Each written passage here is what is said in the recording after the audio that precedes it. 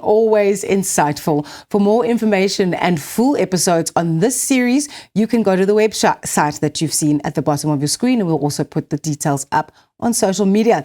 It is informative, and who knows, you might learn a thing or two about how to manage your money smarter. So ons is vanoggend weer hier om te fokus op moedertaalonderrig in skole en die impak wat dit maak op iets soos matriekuitslae.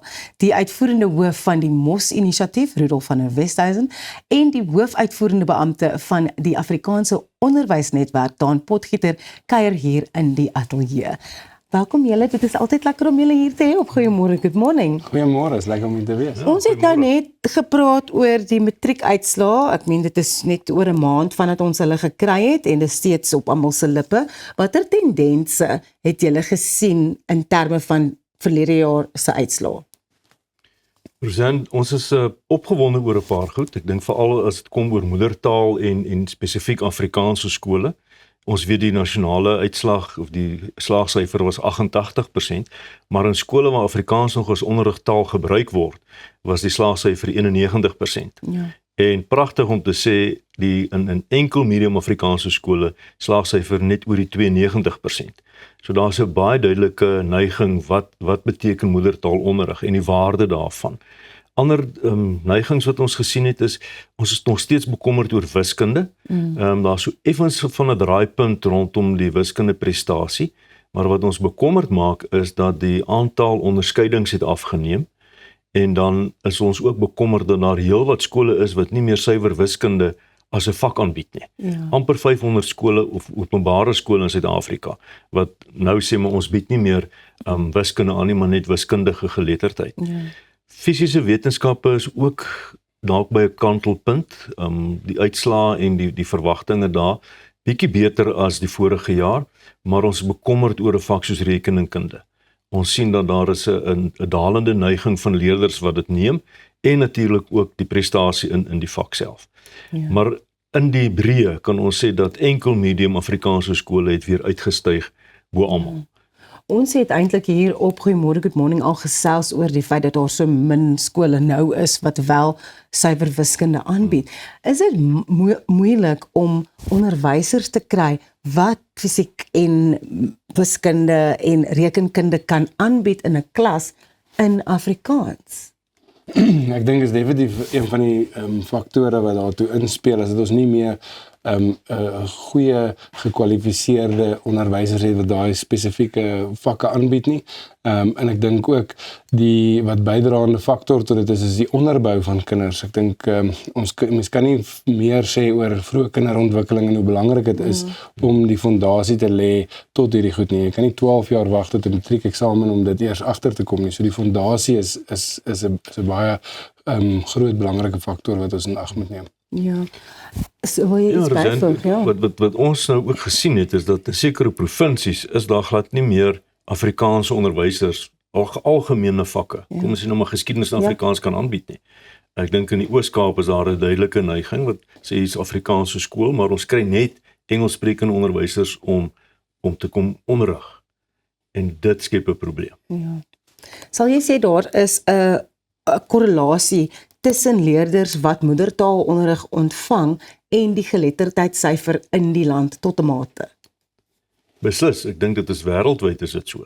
In lande waar daar moedertaalonderrig is, sien ons dat selfs die BBP van die land is hoër as in lande waar dit nie is nie. So daar's 'n duidelike korrelasie, moedertaalonderrig en die belang daarvan, en belangrik, die aanspraak vir Afrikaanse moedertaalonderrig versterk ook die aanspraak vir ander inheemse tale in Suid-Afrika vir moedertaalonderrig. En ek dink ons moet by daai punt kom dat ons besef ons doen ons kinders 'n onreg aan om hulle in 'n tweede of selfs 'n derde taal te onderrig. Rudolf, ek vir jou vra, die meeste onafhanklike skole bied die IEB eksamensisteem. Hoe verskil dit van gewone openbare skole? As ek dit nou kan eenvoudig opsom, ek dink die eksamens is meer gefokus op uitvoering as die oordrag van kennis of die gebruik van kennis eerder as die oordrag van kennis. as ek 'n simpel voorbeeld kan gebruik in 'n biologie vraestel, sal jy byvoorbeeld in 'n tradisionele vraestel 'n prentjie van 'n hart kry met 10 kenmerke van die hart wat jy net moet opnoem, en in 'n IAB-eksamen sal jy dalk 2 prentjies van harte kry, een wat mooi is en een wat nie so mooi is nie, en sê aan die hand van die 10 kenmerke verduidelik die verskille. So dis baie meer toepassing. Ek dink die tweede groot verskil is die integriteit van die merkproses. Daar's 'n stewige proses rondom hoe keer hulle merkers. So jy sit nie in 'n situasie wat jy noodwendig dalk 'n tweede taal Afrikaans sprekende persoon kry wat 'n Afrikaanse vraestel merk nie. So hulle is baie noukeurig rondom daai proses. En dan dink ek die groeiende tendens in die IAB gebruikers in die laaste 3 jaar het hulle van omtrent 14,000 matrikulante na amper 17,000 gegroei. Die aantal privaat skole het van ongeveer 240 na amper 270 toegegroei. So daar's definitiewe tendens van meer en meer mense wat hierdie eksamen gebruik, en die eksamen kry goeie resultate. Hierdie laaste 2 jaar was hulle by die 98% slaagsyfer en amper 90% wat kan gaan universiteit toe gaan met daai matrieksertifikaat. Ja. Dan die Afrikaanse onderwysnetwerk het 'n baie belangrike werk om te doen, maar daar is so baie wat gedoen moet word. Ja. Waar begin julle? Ons kan nie op ons eie dit alles vermag nie. En dit is vir ons belangrik om in 'n netwerk van vennote saam te werk. En deel van die AON se werk is spesifiek die koördinering van strategieë, om saam met vennote, waar 'n vennote spesialis aanbod het, daai aanbod te koördineer binne 'n bepaalde gemeenskap, die behoefte van skole, van departemente en dies meer. So in die lys van vennote het elke vennote 'n besondere bydrae om te lewer. So in die pipeline van VKO reg deur tot op tersiêre vlak, maak ons seker dat Afrikaanse onderwys gesond en veilig is. Maar die vennote se bydrae daartoe is natuurlik bepalend. So mos dit dan ook 'n rol om te speel daar moedertaalonderrig in onafhanklike skole. Hoe kom julle by julle doelwit uit? Ja, ons is een van die vennote wat natuurlik die beperking tot openbare onderrig wil probeer vul. Ons poog om Afrikaanse skole reg oor die land te groei, en of dit nou is waar ons hande vat met 'n openbare skool deur 'n kleuterskool naby die skool op te rig wat 'n voedingsbron vir die openbare skool is, en of dit nou is om in gebiede waar daar glad nie meer enkel medium Afrikaanse skole is, Afrikaanse skole te bou nie. Dit is wat ons wil doen.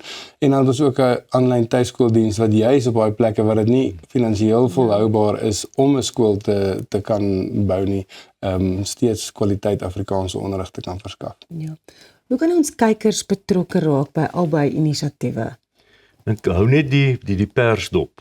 Luister. Kyk, goeiemôre, good morning. Ja, so ek wil nou sê. Kyk net 'n bietjie af en toe TV vir die regte redes.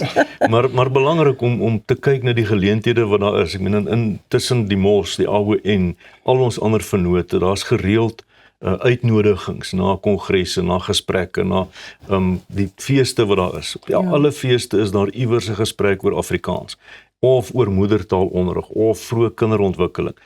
Raak betrokke en motiveer ook jou kind om in sy of haar moedertaal met my te kommunikeer. En dit hoef nou nie vreeslike suiwer te wees nie, maar net suiwer om te praat van die regte woordeskat, die regte keuse, lees. Al daai tipe van aksies dra tog by. Waar kan mense meer inligting kry? Van beide ons organisasies kan jy op die webwerwe gaan. Op die AON kan jy by aonetwerk.co.za, en van die MOS kan jy op diemos.co.za baie inligting kry om op te lees. Baie dankie, dis altyd so insiggewend om met julle te praat. Regtig 'n lekker begin vir my oggend. Ons maak net hierna tyd vir 'n bietjie kultuur, waarin ons op 'n interessante redenaarskompetisie gaan fokus.